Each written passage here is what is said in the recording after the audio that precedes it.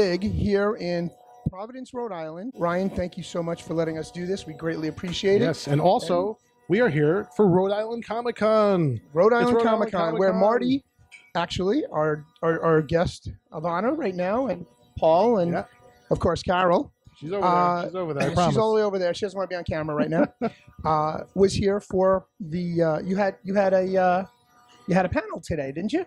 This is after the panel we had 3 other interviews. This is the last interview of the day. The last one, the best one. And by the most important one. The most important The most important one. Absolutely. And after this, we'll treat you to dinner. I accept. Thank you. Beautiful. Okay.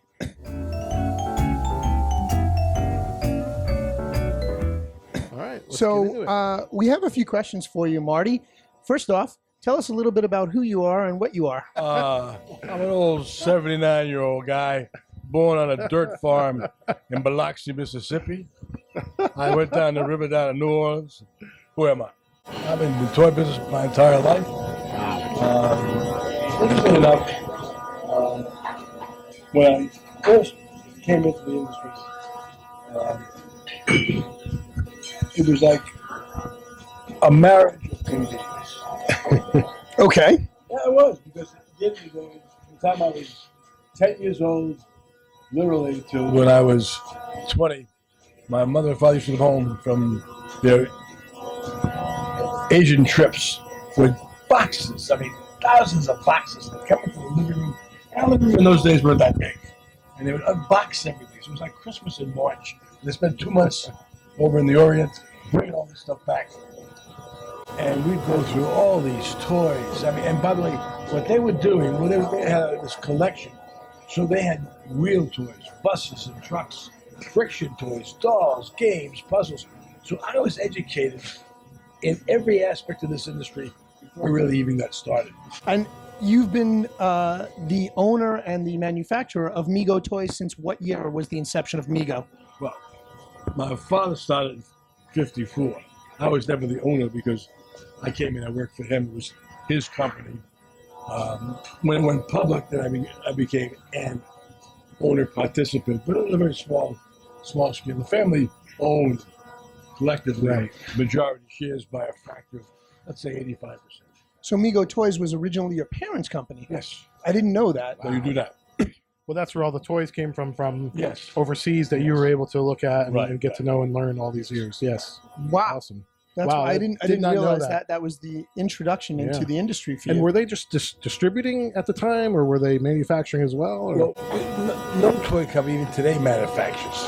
Because they own the Chinese factories. Right. You want to know the output of the factory. You don't want to be responsible for the workers. You don't be responsible for the real estate and the building.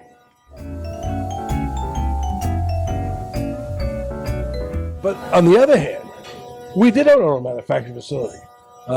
When I came into the company the first 5 years, it was a learning process for me to learn, in a growing process.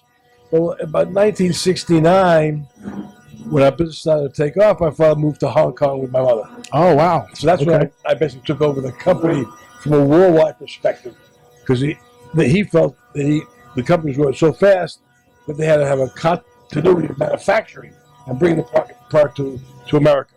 And the only way to do that was to move to Hong Kong. Right. And that was their decision to do that. Wow. Some of my family thought I threw them out, but that's just not true. But having said that, we were over there. He was over there after a 3-year period, 4-year period. May decide to open up our first small factory, which we did, and then it grew and it grew. Finally, by the end of 1977, we had a factory that employed over 4,000 people. It was one of the, if it wasn't the largest toy factory in Hong Kong at that time, which was the manufacturing facilities, because they weren't yet in China, it was certainly among the top 3. So that was that That's process. impressive. Yeah. That's like just growing up in the industry as you did. It's amazing. Right. Yeah. Well, for me, the fun part was I was the sales part of it, because I was the product acquisition part, the manufacturing part, the marketing part, the distribution part, the worldwide distribution. We created along with my father. I can't, and I won't take credit for it. we created what effectively is the distribution today, where you've got American manufacturers that create product, to go acquire the licenses, that manufacture the goods through third parties in China, and they set up distributors in all the countries around the world: UK, France, Germany, Australia, South America. But there are a lot of independent countries who can't turn around and create their own product for their market because the market's too small and they can't get something big enough. So they go in, they work with American manufacturers to do that. We did that. No one was doing that before we did it on a worldwide basis back in the very early 70s. And today, everybody's doing it. And so that's one of the real foundation, but we don't really get credit for it. I don't know why I look for it, but it's a fact. Is that whole distribution network that's there is still in existence. Much more refined, much more developed. You have some very large independent European toy manufacturers who are doing that themselves. They create stuff, and they redistribute to the rest of Europe, and then they redistribute to America as well as to Asia. You know, in Hong Kong in those days, because the land was so expensive, factories were vertical; they weren't horizontal. Right. So we had a 6-floor factory. Oh my God! So you wound up bringing the raw material in, went up to the 6th floor, so they could, and then it then went down floor by floor, from molding to assembly to painting to packaging output, and then finally when it hit the ground floor, it went up. That's wild. That's great.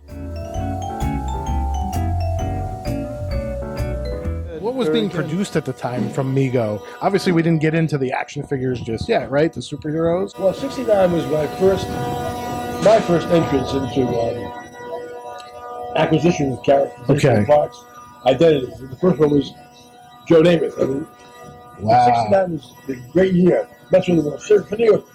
For New York, right? That's when the World Series. Joe Jets won the Super Bowl. I became friendly with Joe. I said, well, you know, we're drinking. A place called Bachelor's Spree, which you guys are too young to remember. Yeah. It was the hip joint in New York at the time. We said, let's go out and turn around and do a Joe Namath action figure. And that was our first entry into it. That's fantastic. Action figure, we then went into creating Action Jackson, which was the foundation. Of course. The whole line. Right. And then from Action Jackson, Batman, Superman, Spider-Man, and the Hulk.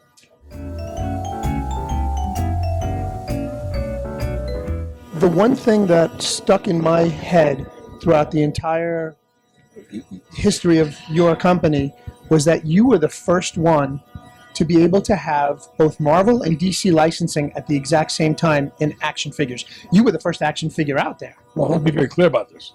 The first one, and the only one, because after we went out of business, they broke it up. They would not allow one company to have all of them. Yep. So whether it be Kenner, Mattel, Toy Biz,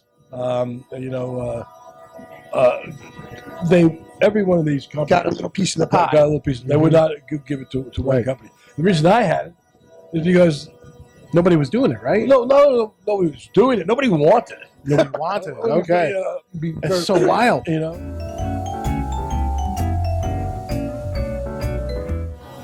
Hasbro's got G.I. Joe very successful. Nobody knew how to go after it other than... This is in the 60s. This is the 60s. Yeah. Other than knocking it off. Right. So Ideal Toy and their great genius, brilliant people, they wanted to go after G.I. Joe. So what they do, they create a product called Captain Action. Yes. Okay. The Captain Action was an action figure by itself. But in that package of Captain Action, they had a costume of Batman, Spider-Man, and Superman? Superman. Right.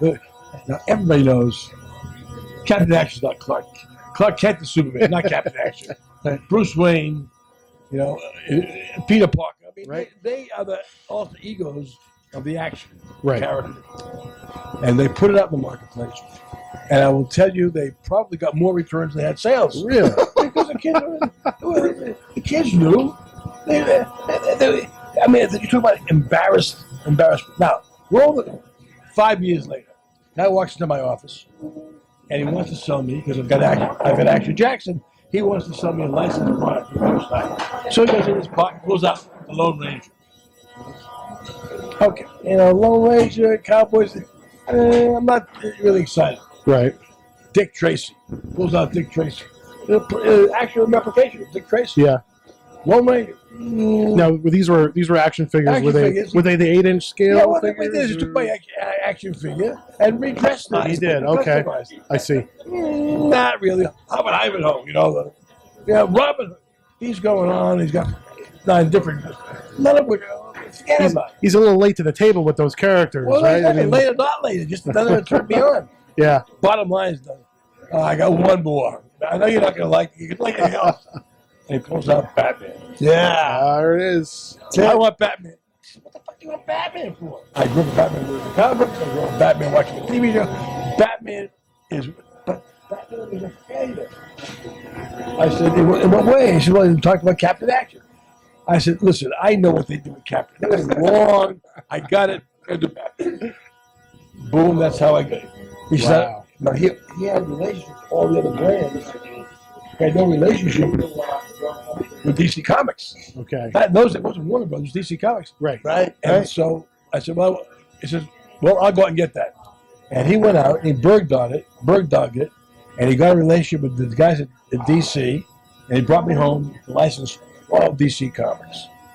So now we turn around. So easy to do back then. Well, it was easy because no one was doing anything. Right, yeah. Who knew? There was no upfront money. The money was insane. And it was done on handshakes mostly back Yeah, then. it was not handshakes. There was no contracts Well, yet. there were contracts, but all I'm saying is it were easy contracts. Right. And because the money was so small. So now I turn around and I've got Batman and Superman and the Joker. I brought out all of them because I knew from the G.I. Joe experience and from the Action Jackson's experience, boys don't want to turn around, dress and undress the action figures. They want to go bang. Right. They want to fight. Yep. Exactly. Oh, yeah, I got a whole line. I got Toys R Us. And the guy at Toys R Us at that time was a guy named Cy Ziv. Cy Ziv was the head man of the toy industry. Toys R Us could make or break a product instantaneously. So I said, I want you to buy 100,000 of these Batman, Superman, Joker characters. Okay. Well, something is sorted. And I gave him my price. Passes, like, no problem. I go, what are you talking about? Here's the deal I'll give you. Before you walk into his office, the cost to you, for everybody, the best part of it, is $2.20. I'm going to give it to you at $1.10. Under my cost. Oh my God. Under my cost, you're going to put the goods on the shelf, but you're going to sell it. You're going to sell it for $3.99. Okay. And you're going to make all the money up and down. Mm-hmm. I'll lose money. You'll make money, but you're on my test crowd. Right. What happens if I get goods carried over? I said, listen, we'll work that out at the end. Right. You're getting a hell of a deal. I'll give you Give it a shot. Let's give it a shot. Right. Boom, the goods come in. What he does for me, that's because of how great this guy was. He gives me an end cap at Toys R Us. 100,000 pieces. That time they hadn't that many stores, maybe 120 stores. Puts it out on a Thursday. He calls me up Monday morning. Come on out to Toys R Us. What do you want to talk about? I got to talk to you about something. We have an issue. I go, oh God, it's stuff to sell. Oh my God. It's like I walk out there. He says, listen, how fast can you get me 400,000 more? So we went from 100K to 400K overnight. I said, it gives me the order at $1.10. So I said to him, I thank you very much. Stick that right up your butt. And he laughed, and he gave me the other order, which you already had written. He's testing you. Yeah. 220 across, and that's how we launched the 8-inch action figures. And that weekend was so successful. Literally, Stan Lee calls me and says, how come we're not doing business together? I said, because you didn't love me enough. Oh my God. And I literally got in a cab because he was up, his office was up on Madison Avenue. Yeah. On 52nd Street. Mine was on Madison and 26th. Right down the road. Boom, I went up and got Marvel. We got Marvel. What That's was the amazing. What was the time frame between the Toys R Us success and signing the Marvel license? About, it couldn't have been more than, what? 6 months. 6 weeks. 6 days. 6 minutes. Please. They were all over me like white and rice. Yeah. Because they were bleeding money in those days. Yeah. Oh, I know. And they, so, you know, it was unbelievable. Oh, about 6 or 7 years later, Okay. I get a phone call from DC Comics. Let's come up to our offices. What's your issue? We have a meeting with you and us and Marvel. Whoa. I said, what? Wow. This sounds like collusion. I know this doesn't happen, Right? This should not be happening. right? So I go up there, drive up, get out of the cab, and I went with my head of design, who was not a business guy, but he very product guy. So I'm figuring maybe they want me to do something creatively with it. Yeah. That's what I'm hoping. So I bring him along. They walk in and they say, you know, it's come to our attention that you are putting this product out as the world's greatest superheroes. And you get a TM on that. You own the trademark. I said, and I'm Right. marketing your brand under one brand. They said, you are, not anymore. Oh. I said, what are you talking about? You either turn out and give us that brand, or we're going to lose your license. Well, who wanted the brand? Was it Marvel or DC? I owned it. No, but who wanted it? Both of them. So how do you split that? I know. They give it to both of them. Oh, I okay. got to sew it. Yeah. Split the baby. Yeah. World's and greatest. I said, let me ask you a question. Can I use it for royalty free? Absolutely. Yeah. Do I care if I have it? I'm Right. just using it as a brand position. Right. Right. And that, for that 30 seconds, they try to Yeah. muscle me. Right. And, you know, they were totally, completely off charts. Right. You took the wind out of their sails as soon as you said, okay. Well, my mother didn't make a stupid son. Absolutely not. I may not be a rocket scientist. As long as you could use the name, it didn't matter. Right. Yeah, Exactly. and You still love had the the love licenses. Yeah. And so for action figures, they used it in other brands. Right. But not in action figures. I saw it on Azrak Hamway stuff too back in the day, but that was years later. my favorite people.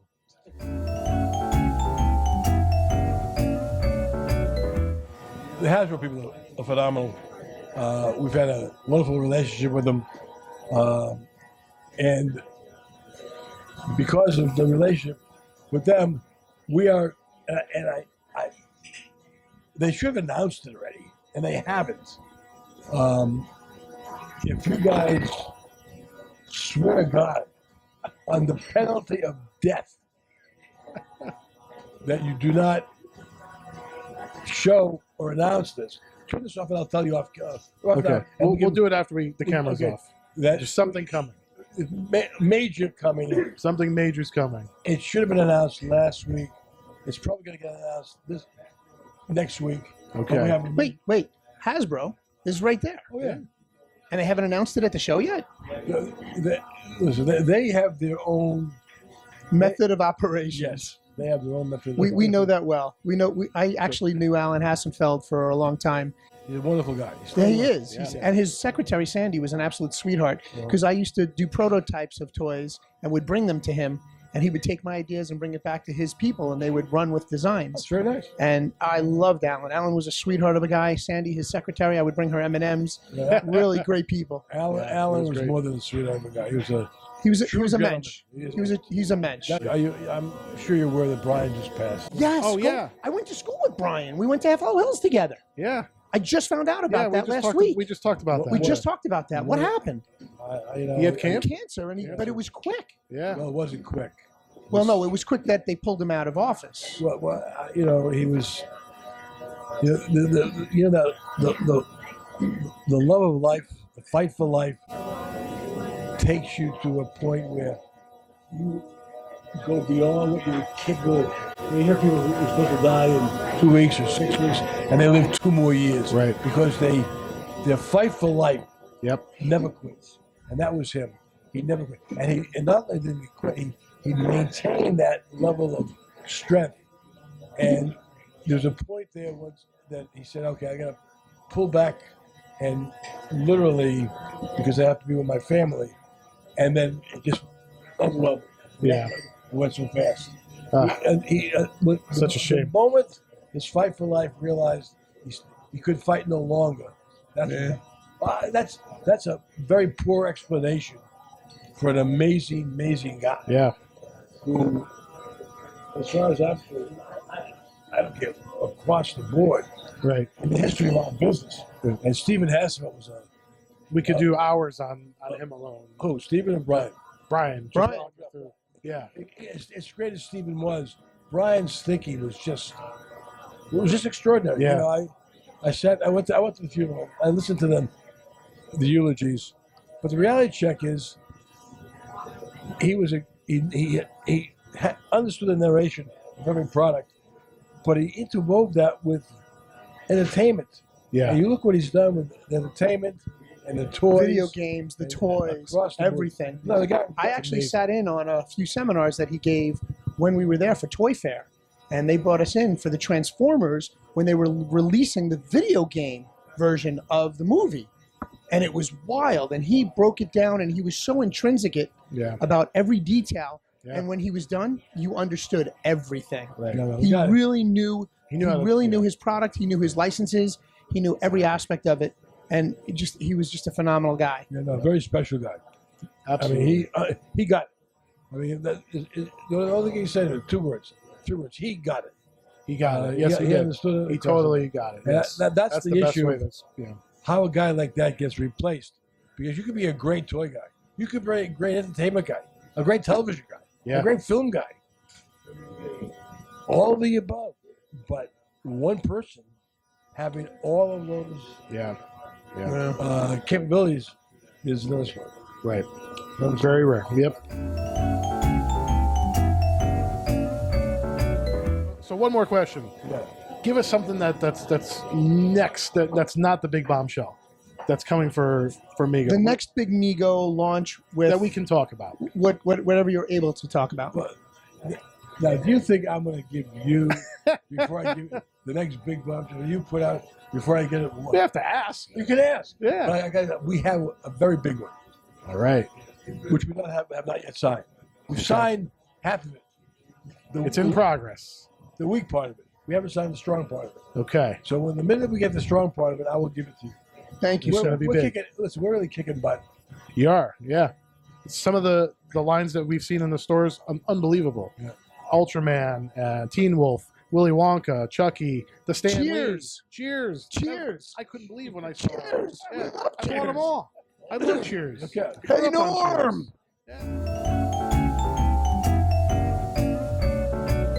We wanted to ask you about the Pocket Heroes, if there's any chance that those would be coming back. Yes, I'll give you that one. Yes. We can do a whole segment on that. And by the way, I'll Oh, I show know. you some of the handmade models. Oh, my It'll God. blow your mind. You Fantastic. tell us when you're available. We'll come out to you.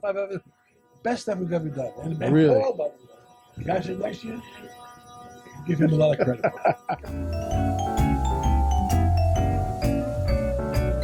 For those who don't know, this is Dr. Mego, Dr. Mego. who I've known for probably about 15 years now, Wow. from all the different toy shows that he did. And the first time I met him, he had just done a Star Trek line that hadn't actually been done under the Mego license yet. Well, actually, it was never done under the Mego license. It was done on a relationship with Paul and myself, because that's one of the reasons we even got back into this business, is because I was into a whole other life. I was producing animation. I was producing documentaries. We were in the virtual reality business. I did a brand called Skydancer, which you guys may know, which sold 40 million pieces. Wow! Around the world, with the kindergarten babies. I was doing independent product development, selling it around, and reasonably successful. And did you ever But think not it would under the come- Mego logo. Not under the Mego name. Did you ever think it would come back around full circle to this? No, I didn't. And that's why I pushed it on. But what happened was everybody was doing Mego-like product. Right, yeah. It started to piss me off. Until Paul came to you, Uh-huh. and then what happened? I didn't want to do anything with Paul. But Paul turned on his big baby rolls and said, "Ah, come on!" And Talk to you. and the good news is Paul lived locally, so Yeah. he can annoy me anytime he wants. 14 years. Yeah. Can we bring back Mego? 14 No. years. Can we Oh bring my back Mego? God. So 14 years you've been hounding him? I met him in 2004. I asked him then. And 2017, Wow. when he told me, okay, Target wants it. Wow. That's That's it. awesome. That's thank you very much, guys. Really appreciate it. All right. Marty, thank you so much. Thank you so much, guys. So, Paul, thank you. thank you for joining us tonight. Yes. I'm Batman Mark, I'm the Gilness. and we are Nerds in the Bar. Good night, guys. Good night, everybody.